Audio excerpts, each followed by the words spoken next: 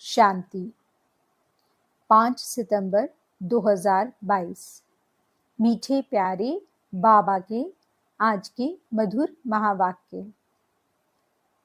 आज बाबा हमें कहते, मीठे बच्चे, ज्ञान सागर बाप से तुम बच्चों को जो अविनाशी ज्ञान रत्न मिलते हैं, उन ज्ञान रत्नों का दान करने की रेस करनी है।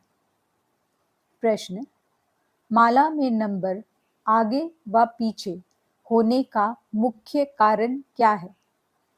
उत्तर: श्रीमत की पालना। जो श्रीमत को अच्छी तरह पालन करते वह नंबर आगे आ जाते हैं, और जो आज अच्छी पालना करते कल देह अभिमानवश श्रीमत में मन मत मिक्स कर देते, वह नंबर पीछे चले जाते। कायदे अनुसार श्रीमत पर चलने वाले बच्चे पीछे आते भी आगे नंबर ले सकते हैं। गीत: रात के राही थक मत जाना, सुबह की मंजिल दूर नहीं। ओम शांति। बाप दादा दोनों कहते हैं ओम शांति। दोनों का स्वधर्म शांत है। हम बच्चों के अंदर से भी निकलना चाहिए। ओम अर्थात अहम आत्मा का स्वधर्म है शांत। अभी हम जाते हैं शांति धाम में। पहले पहले हमको बाबा शांति धाम में ले जाएंगे। पहले पहले कौन जाएंगे?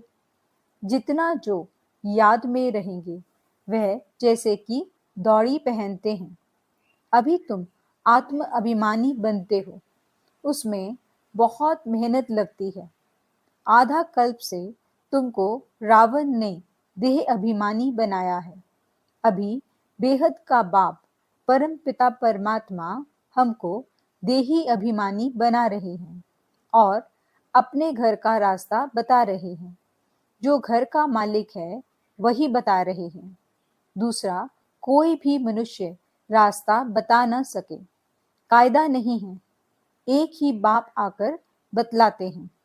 उनका नाम है दुख हरता, दुख से लिबरेट करने वाला, जिसकी महिमा भी भक्ति मार्ग में गाते आते हैं। ऐसे नहीं, सतयुग में आत्मा ऐसे कहती है कि हमको बाप ने दुख से छुड़ा करके सुख धाम में भेजा है। नहीं, यह ज्ञान अभी तुमको मैं समझाता हूँ। यह ज्ञान का पाठ अभी ही चलता है, फिर यह पाठ ही पूरा हो जाता है, फिर प्रारब्ध शुरू हो जाती है। पतित से पावन बनाने का पाठ एक ही बाप का है, जो कल्प कल्प पाठ बजाते हैं। तुम जानते हो, हम आधा कल्प पावन थे, फिर रावण राज्य में आकर नीचे उतरते आते हैं। कला कमती होती जाती है। भारत में ही देवताएं 16 कला संपूर्ण सर्वगुण संपन्न थे। फिर उनको पुनर्जन्म लेते लेते नीचे जरूर आना है। कला कमती होनी ही है, परंतु यह वहां मालूम नहीं रहता है। यह सारा ज्ञान अभी तुम्हारी बुद्धि में है। पावन देवी देवताएं पतित कैसे बनते हैं? आओ तो 84 जन्मों की कथा सुनाएं।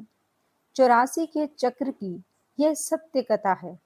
वह तो झूठी कथा सुनाते हैं। चक्र की आयु लंबी चौड़ी बता देते हैं। यह 84 के चक्र की कथा सुनने से तुम चक्रवर्ती राजा रानी पद पाते हो। ये गुह्य बातें सन्यासी आदि नहीं जानते। उनका धर्म ही अलग है। पहले माँ बाप पास जन्म लेते हैं तो मंदिर आदि में जाकर पूजा करते हैं। फिर जब वैराग्य आता है तो घर बार छोड़ चले जाते हैं। बाप कहते हैं, पूज्य सो पुजारी भी तुम्हारे लिए ही हैं। गाया भी जाता है, ब्रह्मा के मुख से ब्राह्मण निकले तो जरूर अडॉप्ट हुए होंगे।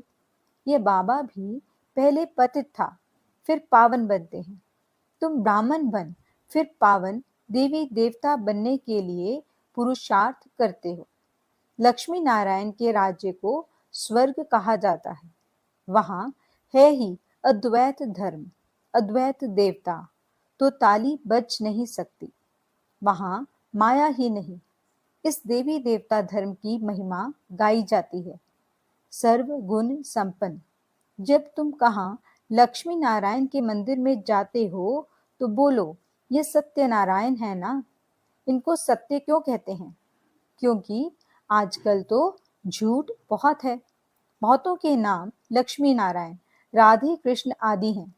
कोई कोई के तो डबल नाम भी हैं। मद्रास के तरफ बहुत अच्छे अच्छे नाम बहुतों के हैं, भगत वत्सलम आदि। अब वह तो भगवान ही होगा, मनुष्य कैसे हो सकते हैं? अभी तुम बच्चों की बुद्धि में है। आत्माओं का परम पिता परमात्मा सामने बैठा है। बाबा की तरफ तुम देखते रहेंगे तो समझेंगे पतित पावन मोस्ट बिलवेड बाबा है। आत्मा कहती है, निराकार बाबा, हम आत्माओं से बात कर रहे हैं। निराकार परम पिता परमात्मा आकर आत्माओं को पढ़ाते हैं। यह कोई शास्त्र में नहीं है। समझो, कोई कहते हैं श्री कृष्ण के तन में परम पिता परमात्मा प्रवेश करते हैं, परंतु श्री कृष्ण का तो वह रूप सतयुग में था। उस नाम रूप में तो श्री कृष्ण आ न सके। श्री कृष्ण का तुम चित्र देखते हो, वह भी एक्यूरेट नहीं है। बच्चे दिव्य दृष्टि में देखते हैं, उसका तो फोटो निकाल ना सके। बाकी यह मशहूर है, श्री कृष्ण गोरा सतयुग का पहला प्रिंस था, जो फिर विश्व के महाराजा महारानी बनते हैं। लक्ष्मी नारायण से ही राज्य शुरू होता है, राजाई से संवत शुरू होता है ना। सतयुग का पहला संवत है विक्रमाजीत संवत। भल पहले जब श्री कृष्ण जन्मता है, उस समय भी कोई ना कोई थोड़े बहुत रहते हैं जिनको वापस जाना है। पतित से पावन बनने का यह संगम युग है ना। जब पूरा पावन बन जाते हैं तो फिर लक्ष्मी नारायण का राज्य नया संवत शुरू हो जाता है, जिनको विष्णुपुरी कहते हैं। विष्णु के दो रूप लक्ष्मी नारायण से पालना होती है। अभी तुम वह बनने का पुरुषार्थ करते हो। तुम कहेंगे, हम 5000 वर्ष बाद पुरुषार्थ करते हैं, पाप से वर्षा लेने। पुरुषार्थ अच्छी रीति करना है। टीचर को मालूम तो रहता है ना कि स्टूडेंट कहाँ तक पास होंगे। तुम बच्चे भी जानते हो कि हमारी एक रस अवस्था कहाँ तक बनती जाती है, कहाँ तक हम बाप से अविनाशी ज्ञान रत्नों का दान ले और फिर दान देते रहते हैं। यह अविनाशी ज्ञान रत्नों का दान और कोई भी नहीं कर सकता है। ज्ञान सागर बाप से यह तुमको ज्ञान रत्न मिलते हैं। वे जिस्मानी हीरे मोती नहीं हैं, तो तुम बच्चों को फिर अविनाशी ज्ञान रत्नों का दानी भी बनना है। अपने को देखना चाहिए, हम कितना दान करते हैं, मम्मा बाबा कितना दान करते हैं। हमारे में जो अच्छे से अच्छी बहनें हैं, कितना अच्छा दान करती हैं। रेस चल रही है ना, फाइनल पास तो हुए भी नहीं है। कहेंगे प्रेजेंट समय यह तीखे हैं। आगे जो माला बनाते थे और अभी जो माला बनाएं तो बहुत फर्क पड़ जाए। 4-5 नंबर वाले दाने जो थे वह भी मर गए। कई जिनको आगे नंबर में रखते थे वह अब नीचे नंबर में पहुंच गए हैं। नए नए ऊपर आ गए हैं। बाबा तो सब जानते हैं ना, इसलिए कहा जाता है, गुड़ जाने गुड़ की कोथरी जाने।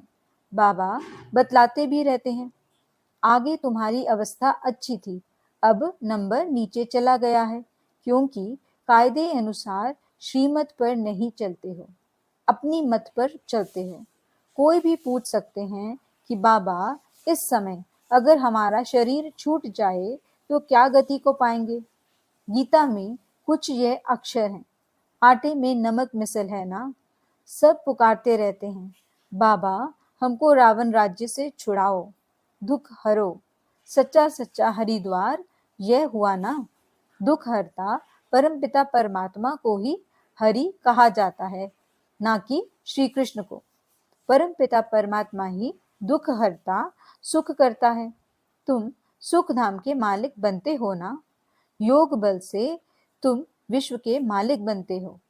उन्हों का है बाहुबल, शारीरिक बल, जो बुद्धि से बॉम्ब्स निकाले हैं। यहाँ सेना आदि की तो कोई बात नहीं। दुनिया में ये किसको पता ही नहीं कि योग बल से कैसे विश्व की बादशाही मिलती है। बाप ही आकर यह योग सिखलाते हैं। बाप कहते हैं, माम एकम याद करो, मैं ज्ञान सागर हूँ। महिमा गाते हैं ना, ज्ञान का सागर, सुख का सागर, पवित्रता का सागर। ऐसे कभी नहीं कहेंगे योग का सागर। नहीं, योग का सागर कहना रॉन्ग हो जाए। बाप ज्ञान का सागर पतित पावन है, जरूर ज्ञान की ही वर्षा करते होंगे। पहली बात, बाप कहते हैं माम एकम याद करो, और किसको भी याद करना अज्ञान है। सृष्टि के आदि मध्य अंत का ज्ञान बाप ही सुनाते हैं। योग के लिए भी शिक्षा देते हैं, और सब योग के लिए उल्टी शिक्षा देंगे। उनको जिस्मानी योग कहा जाता है, शरीर को ठीक रखने के लिए। यह है रूहानी योग। यह राजयोग की बात कहाँ भी है नहीं। सिवाय बाप के और कोई राजयोग सिखला ना सके, जानते ही नहीं। तुम यह राजयोग सीखते सीखते चले जाएंगे, जाकर राज्य करेंगे। राज्यों के कोई चित्र थोड़े ही हैं, तुम यह बनाते हो समझाने के लिए। सो भी कोई देखने से तो समझ ना सके, समझाना पड़े। यह ब्रह्मा राजयोग सीखकर जाए नारायण बनते हैं, यह बाजू में चित्र हैं। यह सब बातें धारण करना बुद्धि की बात है। इसमें टीचर क्या करेंगे? टीचर बुद्धि को कुछ कर नहीं सकते। कोई कहते हमारी बुद्धि को खोलो। बाबा क्या करे? तुम याद करते रहो और पूरा पढ़ो तो बुद्धि पूरा खुलेगी। बच्चों को पूरा सिखलाया जाता है। बाबा कहो, मम्मा कहो तो जरूर कहेगा, तब तो सीखेगा ना। बिगर कहे सीखेगा कैसे? इसलिए बच्चों का मुख खुलवाया जाता है। मेहनत करनी है, बाप का परिचय देना है। वह है ऊंचे ते ऊंचा भगवान, सबका रचयिता। उनसे सबको स्वर्ग का वर्षा मिलता है। फिर रावण राज्य में वर्षा गंवाते गंवाते नरक बन जाता है। देवताएं पावन थे, फिर पतित बने। फिर पतित पावन बाप आया है। कहते हैं मुझे याद करो तो विकर्म विनाश होंगे, और कोई उपाय है नहीं। योग अग्नि से ही विकारों रूपी खाद निकलेगी। याद करते करते तुम पावन बन गले का हार बन जाएंगे। घड़ी घड़ी बोलने की प्रैक्टिस करो, सिर्फ कहना थोड़ी ही है। बाबा मुख खुलता नहीं है। श्रीमत पर चल, जितना याद करेंगे उतना ऊंच पद पाएंगे। श्रीमत पर नहीं चलेंगे तो ताला बंद हो जाएगा, तीर लगेगा नहीं, खुशी का पारा चढ़ेगा नहीं। अपनी मत पर चलेंगे तो बाबा कहेंगे यह तो रावण मत पर है। बहुत देह अभिमानी बच्चे हैं जो मुरली भी नहीं पढ़ते हैं। जो मुरली ही नहीं पढ़ते वे क्या ज्ञान देंगे?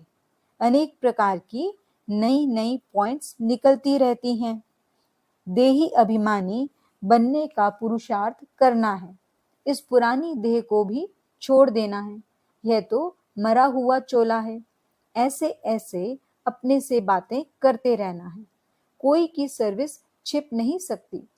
कोई खामी है तो वह भी छिपती नहीं है। माया बड़ी शैतान है, अनेक प्रकार के उल्टे काम कराती रहती है। कोई भूल हो जाए तो फौरन बाप से क्षमा मांगनी चाहिए। अंदर बाहर बहुत साफ होना चाहिए। बहुतों में देह अभिमान बहुत रहता है। बाबा ने समझाया है, कभी कोई से भी सर्विस नहीं लो। अपने हाथ से भोजन आदि बनाओ। रूहानी जिस्मानी दोनों सर्विस करनी है। बाबा की याद में रह किसको दृष्टि देंगे तो भी बहुत मदद मिलेगी। बाबा खुद प्रवेश कर सर्विस में बहुत मदद करते हैं। वह समझते हैं हमने किया, अहंकार झट आ जाता है। यह नहीं समझते कि बाबा ने करवाया। बाबा प्रवेश होकर सर्विस करवा सकते हैं। फिर तो और ही डबल फोर्स हो गया। किसको लिफ्ट मिली, जाकर ऊंट सर्विस करने लग पड़े, तो खुश होना चाहिए ना। इसमें ईर्ष्या की क्या बात है। कभी भी पर चिंतन नहीं करना चाहिए। यहाँ की बातें वहां सुनाएंगे। भल कोई ने कुछ कहा भी, फिर भी दूसरे को सुनाकर नुकसान क्यों करना चाहिए।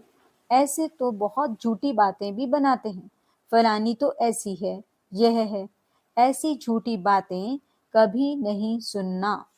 कोई उल्टी सुल्टी बात बोले तो सुनी अनसुनी कर देना चाहिए। किसके दिल को खराब नहीं करना चाहिए। अच्छा, मीठे मीठे सिकीलते बच्चों प्रति माता पिता बाप दादा का याद प्यार और गुड मॉर्निंग। रूहानी बाप की रूहानी बच्चों को नमस्ते। हम रूहानी बच्चों की रूहानी बाप दादा को याद प्यार, गुड मॉर्निंग और नमस्ते। धारणा के लिए मुख्य सार। पहला पॉइंट, बाप से अंदर बाहर साफ रहना है। कोई भी भूल हो जाए तो फौरन क्षमा मांगना है। रूहानी जिस्मानी दोनों प्रकार की सेवा करनी है। दूसरा पॉइंट, कभी भी ईर्ष्या के कारण एक दो का पर चिंतन नहीं करना है। कोई किसी के प्रति उल्टी सुल्टी बातें सुनाए तो सुनी अनसुनी कर देना है। वर्णन करके किसी की दिल खराब नहीं करना है। वरदान, फ्राक दिल बन दुखी अशांत आत्माओं को खुशी का दान देने वाले मास्टर रहमदिल भव। वर्तमान समय लोगों को और सब कुछ मिल सकता है, लेकिन सच्ची खुशी नहीं मिल सकती। इसलिए ऐसे समय पर दुखी अशांत आत्माओं को खुशी की अनुभूति करा दो तो वे दिल से दुआएं देंगी।